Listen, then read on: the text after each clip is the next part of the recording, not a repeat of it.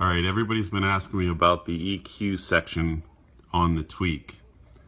What I want to show you guys here is, you see 10 bands, right? Well, it's a little more involved than just 10 bands of EQ. Let's go over here. I'm going to go back to the setup screen. I want to show you guys something. And now check out how my signal's routed here. I've got 6 channels. I've got an active front stage and my sub. Well, I've rerouted the signal through 6 separate EQ banks. So check this out. 1, 2, 3, 4, 5, 6. So each channel here has an EQ. Now let's go back to the tune screen. Now what that means is, check this out. I've got my tweeters high passed 5K and up on A and B, right? So if I go back, EQs 1 and 2 are my tweeter channels. I've got 10 bands of EQ, parametric EQ per channel, just for my tweeters. So there's 20 bands of equalization just for my tweeters. Now you add in the other bands for each additional channel, I've got 60 bands of equalization for my entire system. So it's not, don't think of it as just 10 bands.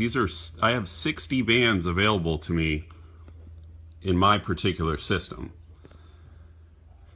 That should be more than enough for any type of tuning you're going to need to do. Now let's see how this works. So I'm going to go over here, 4K. I'm going to left click on 4K. Now check this out.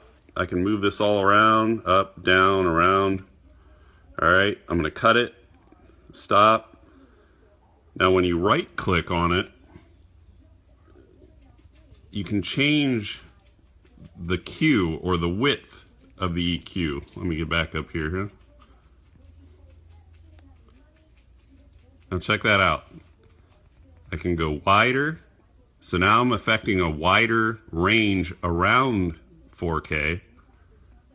Now I go up, it makes a very narrow bandwidth around 4K.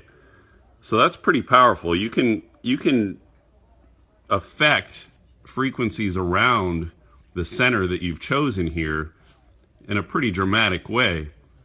So when used properly, that also reduces the amount of actual bands of EQ you need. But like I said, I've got 60 bands of equalization available for my system. Just a two-way active setup in the front with sub, and I've got 60 bands at my disposal.